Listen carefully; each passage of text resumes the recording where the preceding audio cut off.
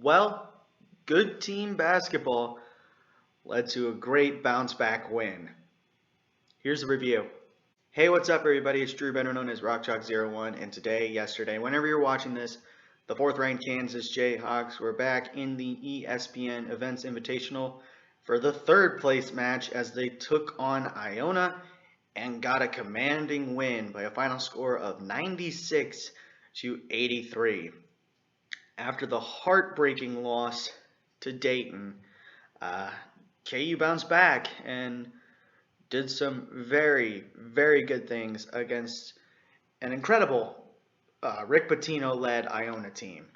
This team uh, that KU played, I'm going to tell you, they're going to be in the NCAA tournament again because they're a good squad, but KU was just slightly better. Anyway, so for those of you who do not know, I give positives and negatives about the game. Give a player of the game and a player who needs to improve. So without further ado, let's jump into this shit. So let's take a look at some positives. And one big positive that carried over from the previous game that really needed to improve was KU's free throw percentage. KU actually shot better from the free throw line. From the 45% performance against Dayton from the free throw line, which is a season low, KU shot better against Iona, going 63% from the free throw line. Still pretty bad, but KU actually shot better from the free throw line in this game. Also, KU shooting numbers were really good as well. KU did shoot 55% from the field and 43% from three in this game. So, very good numbers. Another big improvement was rebounding. KU actually did much better rebounding the ball. KU out-rebounded Iona 36-22. So a double-digit advantage, which happens very, very rarely. But KU got it done. Let's see what else KU did better. Oh, yeah. Not turning the ball over and forcing turnovers. KU forced 18 Iona turnovers, and KU got 33 points off those turnovers. And KU only had 9 total turnovers for the game. Much better when it came in late. Not turning the ball over in the second half was much better.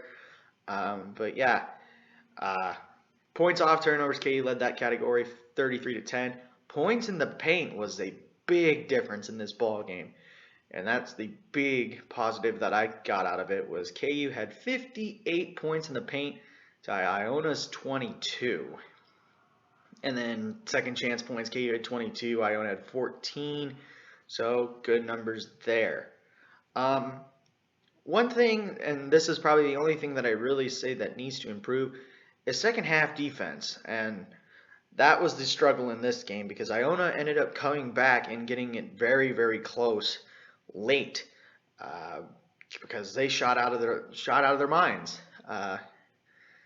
Iona in the second half shot 62% from the field, 67% from three, and 74% from the line, which improved their numbers out throughout the game, which they shot 52% for the game, 50 from three, and 77 from the line.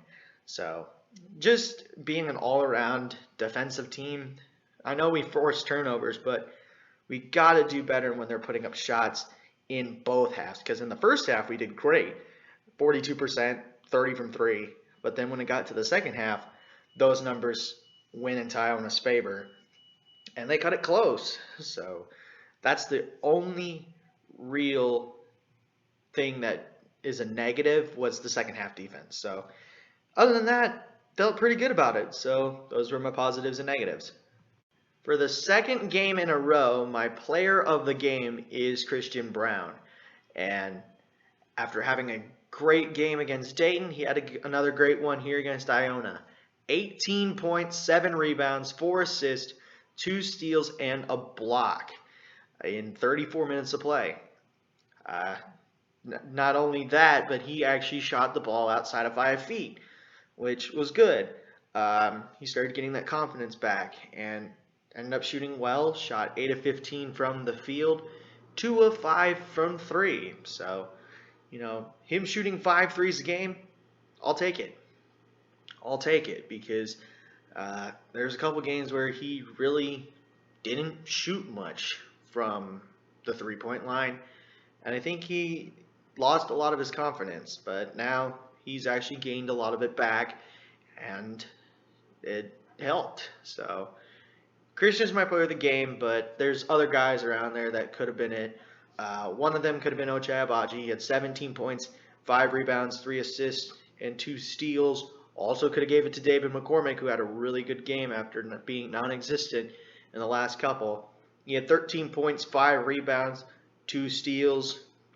Also could have gave it to Remy Martin, 11 points, 5 rebounds, 5 assists, a steal.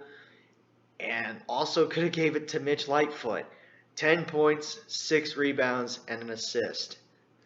Where has Mitch been? But that was a great performance from him. But for the sake of this, I'm just going to give it to Christian Braun. Player who needs to improve, Jaylen Wilson. Non-existent. He was supposed to be like the main the main guy to maybe number 2 guy for scoring, and he has not been there ever since, he came back from his suspension. 5 points, 5 rebounds, and 1 assist. Went 2 of 6 from the field, didn't shoot a 3, and went 1 of 3 from the free throw line.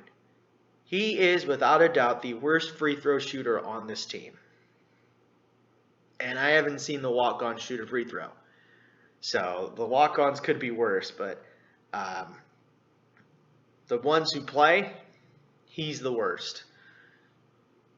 Anytime he goes to the line, it's either he misses one and makes the second, or he bricks them both. Very rarely he will make 2 for 2 in a trip. 2 for 3 if it gets fouled on the 3, but going to the line and making them both, very, very rare. And he's not proving to be that Big 12 preseason first team member or second team member. I can't remember what it was, but gosh, Jaylen sucks. And Coach Self honestly should get after him because I'm even looking at his point differential, or like his plus minus. He was -4 in this game, which is bad. So they scored more when he was on the floor. Iona scored more when he was on the floor. And he only did it in 12 minutes. So anyway, so my player of the game is Christian Braun. Player who needs to improve, Jaylen Wilson. And that's going to do it for my review of KU versus Iona. Again, the final score, Kansas 96, Iona 83. Leave a like, comment, share, and subscribe. We are only 30 away from my 100 subscriber goal by the end of the year. Also, push that notification bell. Tell your friends about these videos. And I should see you again for the next KU review. And it's going to be basketball the rest of the way, as Kansas will go to Elridge, New York. Really weird. But they will go and face St. John's in the Big 12 Big East Challenge. So, yeah, should be a fun one there. But until then, have a good day. Never ever bring exotic dancers to the field house. And I'll catch you on the flip side. Peace.